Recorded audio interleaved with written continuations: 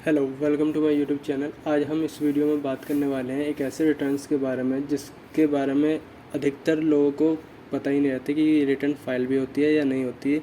और कई अधिकतर ये केस उनके लिए होता है जो बिगिनर्स होते हैं, वो उन्हें इस चीज़ की नॉलेज ही नहीं रहती, क्योंकि कोई इस चीज़ के बारे में बात ही नहीं करता कि इस तरीके की कोई रिटर्न होती है।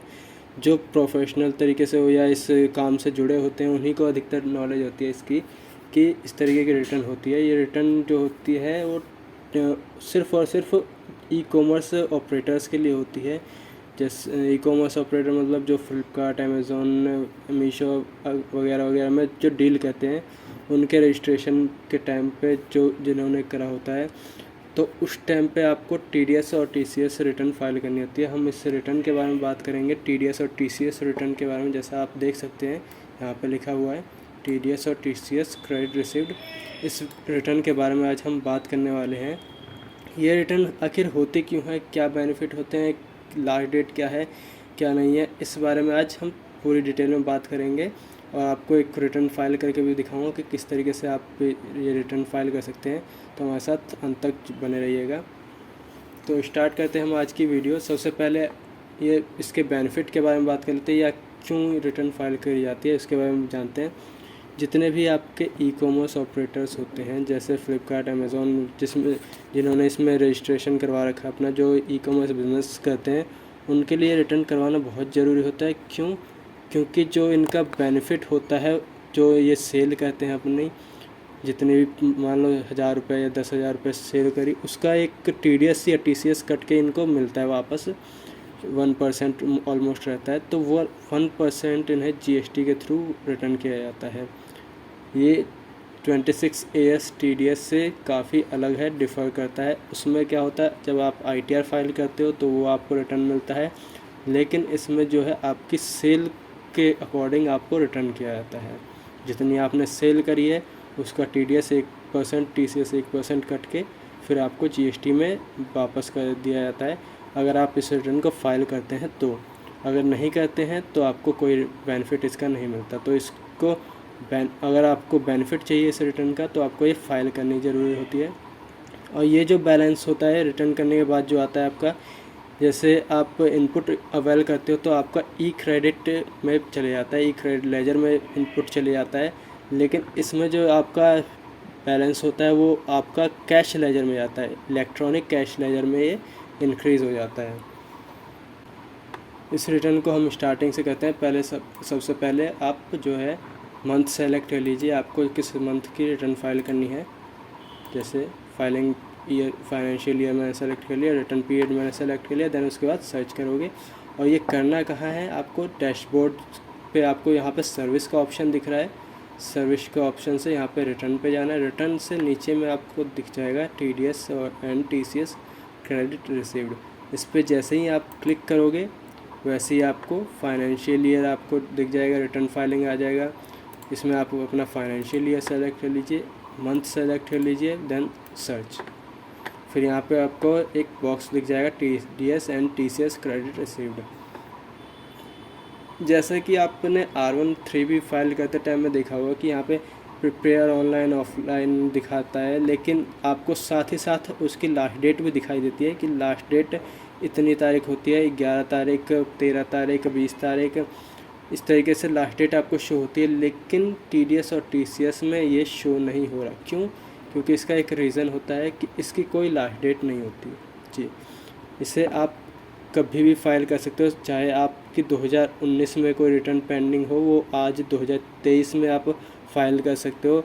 अगर आपकी 2023 की रिटर्न कोई पेंडिंग छोड़ देते हो आप, तो उसे आप 2030-32 कभी भी आप रिटर्न फाइल कर सकते हो। कोई दिक्कत नहीं है, कोई आपको इशू नहीं है, कोई डिपार्टमेंट से कोई नोटिस वगैरह कुछ नहीं मिलेगा आपको। क्यों? क्योंकि ये आपके लिए एक ऑप्शनल रिटर्न होती है, जिसमें अगर आप फाइल करते हो तो आपको बेनिफिट मिलेगा, नहीं फाइल करते तो कोई बेनिफिट नहीं मिलेगा। एक तरह से आपको कैश मिलने जैसा है कि अगर आपने रिटर्न फाइल कर दी तो आपके अकाउंट में कैश आ गया, GST के अकाउंट में, ई कैश लेजर में। अगर नहीं करी तो नहीं आएगा, ठीक है। तो इसलिए आपको रिटर्न फाइल करना ज़्यादा बेहतर रहेगा। तो आज रिटर्न फाइल करने के बारे में हम जानते हैं। इस पर क्लिक करते हैं, हम यहाँ पे प्रिपेयर ऑनलाइन कर देते हैं। फिर यहाँ पे आपको TDS क्रेडिट रिसीव्ड दिख जाएगा। इस पर जैसे ही आप क्लिक करोगे नंबर ऑफ़ रिकॉर्ड्स हमेशा स्टार्टिंग में आपको 0 ही दिखेंगे, यहाँ पे 0 दिखेंगे, ऊपर से आपको कुछ शो नहीं होगा। जब आप क्लिक करोगे तो आपको यहाँ पे डिटेल्स मिल जाएगी। अगर यहाँ पे नो रिकॉर्ड्स आ रहा है तो इसका मतलब कुछ नहीं है। देन फिर अमेंडमेंट, कुछ अगर ई-कॉमर्स रिलेटेड कुछ अमेंडमेंट होती है तो यहाँ पे दिख जाएगा, यहाँ पे भी नहीं है तो बैक करोगे। फिर आप नेक्स्ट आ जाओगे अपने TCS क्रेडिट रिसीव्ड में। इस पर क्लिक करते ही आपको कुछ दिख जाएगा प्रोसेस्ड रिकॉर्ड्स। ये इसमें कुछ ऑप्शंस आपको दिख जाएंगे। यहाँ पे GST कलेक्टर का GST नंबर दिख जाएगा आपको। ये जो होता है यहाँ पे देख सकते हो आप कि जो हमारे ऑलमोस्ट होते हैं GST के नंबर वो Z से लास्ट में सेकेंड लास्ट जो अल्फ़ाबेट होता है वो Z होता है, लेकिन यहाँ पे CV आ रहा है। तो CV का मतलब ये हो जाता है कॉमर्स, ई-कॉमर्स वाले जितने भी रहते हैं उनका GST नंबर इस तरीके से होता है।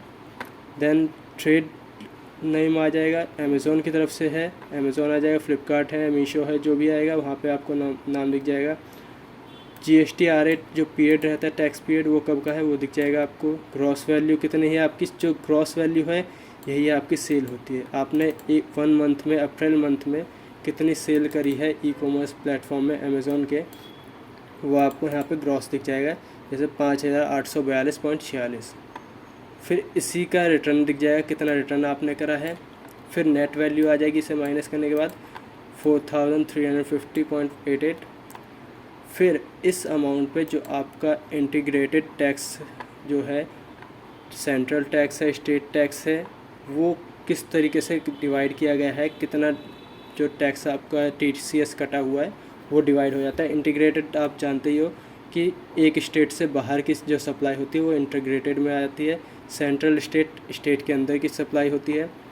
तो यहाँ पे आपको जो 0.1% कटा है, 1% जो आपका TCS इस पर कटा है वो ये है। आप इसे इस तरीके से भी देख सकते हो कि अगर आप ये पॉइंट की वैल्यू हटा देते हो तो आपकी 4057 रुपये की जो टोटल सेल है वो स्टेट से बाहर की सेल है, और उस पर 1% TCS कटने के बाद ये कुछ 40.57 रुपये बन जाता है। फिर इसी तरीके से सेंट्रल में अगर आप पॉइंट हटा देते हो तो ये 1% हट के ये 100% हो जाएगा, मतलब 147 की सेल आपने स्टेट के अंदर करी है, CGST में, SGST में, इस तरीके से, और इस पे 1% कट चुका है। और यहाँ पे आपको एक्शन दिख रहा है कि नोट एक्शन टेकन। अगर आपको ये रिटर्न फाइल करनी है तो यहाँ पे आप सेलेक्ट के ऑप्शन पे जाओगे। यहाँ पे सेलेक्ट करते ही आपको रिजेक्ट या एक्सेप्ट का ऑप्शन मिल जाएगा। रिजेक्ट करते हो तो ये आपको रिजेक्ट हो जाएगा, आपका इसका बेनिफिट नहीं मिलेगा। अगर आप एक्सेप्ट कर लेते हो तो ये रिटर्न फाइल करने के लिए आपको जो ये अमाउंट है वो आपके अकाउंट में आ जाएगा ई कैश लेजर में।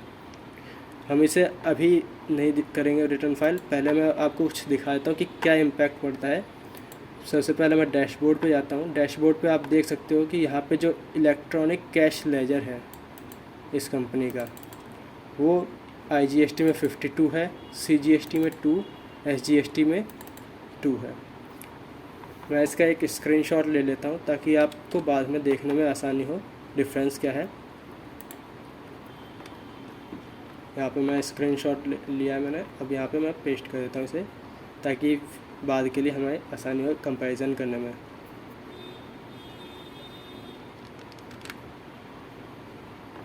यहाँ पे आपको दिख गया 52.22।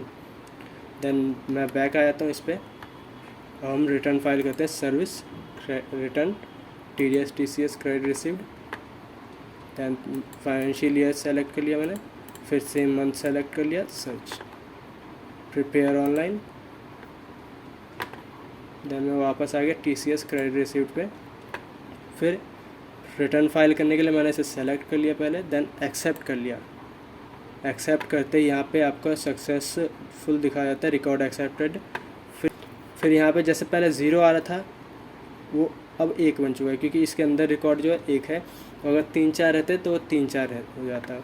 फिर इसी तरीके से amendment to TCS credit received, अगर कुछ अमेंडमेंट है इसके अंदर की या लास्ट मंथ की तो यहाँ पे आपको शो हो जाएगा, अगर नहीं है तो बैक कर दो, कोई दिक्कत नहीं है। देन उसके बाद आपको करना क्या है, यहाँ पे रिफ़्रेश करना है, प्रोसीड टू फाइल करना है, click here to check the error if any. Proceed to file करते ही आपको यहाँ पे कुछ दिख जाएगा, यहाँ पे proceed to file request accept कर ली गई है। रिफ़्रेश करने के बाद यहाँ पे आपको रेडी स्टेटस दिख जाएगा, रेडी टू फाइल। अगर कुछ एरर आता है तो यहाँ पे आपको प्रोसेस्ड विद एरर का ऑप्शन आ जाएगा, तो इसके अंदर फिर से आपको जाके देखना पड़ेगा कि एरर क्या है। अगर कुछ अमेंडमेंट जैसे हमने यहाँ पे चेक कर लिया है, कई बार क्या होता है कि हमें पता रहता है कि ऑलमोस्ट हमारी जो सेल होती है वो TCS में क्रेडिट रिसीव्ड में शो हो जाती है, लेकिन हम अमेंडमेंट चेक करना भूल जाते हैं। तो इस वजह से जो रहता है यहाँ पे प्रोसेस्ड विद एरर का ऑप्शन आ जाता है। अगर इसे हम पहले टिक कर लेते हैं तो यहाँ पे रिटर्न रेडी टू फाइल आ जाएगा ऑप्शन। दैन नीचे आके यहाँ पे क्लिक कर देना है एक्सेप्टेंस करने के लिए, ऑथराइज सिग्नेटरी सेलेक्ट कर लेना है। Then file TCS credit received पे क्लिक कर दोगे आप। यहाँ पे ऑप्शन आ जाएगा वार्निंग के लिए, अबाउट टू फाइल के लिए यस कर देंगे हम। फिर यहाँ पे कुछ वार्निंग आ जाएगी। देन अगर आपको DSC के थ्रू इसे रिटर्न को फाइल करना है तो फाइल विद DSC, और EVC के इलेक्ट्रॉनिक वेरिफिकेशन कोड के थ्रू फाइल करना है तो EVC, फाइल विद EVC। यहाँ पे OTP आपकी मेल या रजिस्टर्ड मोबाइल नंबर पे चला गया जो GST से लिंक है, तो हम इससे लिंक को OTP डाल देंगे यहाँ पे दिया। देन उसके बाद वेरीफाई कर दूँगा मैं, तो रिटर्न फाइल हो जाएगी मेरी। यहाँ पे आपको दिख गया है रिटर्न फाइल हो चुकी है, स्टेटस भी आपको फाइल हो गया है। फिर बैक आए थे हम, अब हम चेक कर लेते हैं डैशबोर्ड का ऑप्शन कि हमारे पास अब कितना बैलेंस आ गया। देखिए इलेक्ट्रॉनिक कैश लेजर में हमारे पास 93 आ गया, IGST में जो पहले था हमारा 52, फिर उसके बाद CGST में 3 आ गया जो पहले था 2, SGST में 3 आ गया जो पहले था 2। इसमें होता क्या है कि 0.5 के पहले जो वैल्यू रहती है उससे माइनस कर दिया जाता है, अगर 0.5 से ज़्यादा रहती है तो उसे ऐड कर दिया जाता है। जैसे हमारे पास पहले 1.47 था तो यहाँ पे 1 ही ऐड करा गया है इसलिए 3 है, अगर वो 6-7 रहता है तो यहाँ पे 4 हो जाता है। ठीक है, राउंड फिगर लिया जाता है यहाँ पे, तो उसकी कोई दिक्कत नहीं होती पॉइंट की वैल्यू को। बाकी अब आप रिटर्न अपनी फाइल करना सीख चुके हो, TCS TDS रिटर्न। अगर आपको ये वीडियो अच्छी लगी हो तो लाइक एंड सब्सक्राइब जरूर करें अगर आप हमारे चैनल पर नए हो, ताकि आपको इस तरीके की बेहतरीन वीडियोस और भी आगे देखने को मिले। Thank you so much.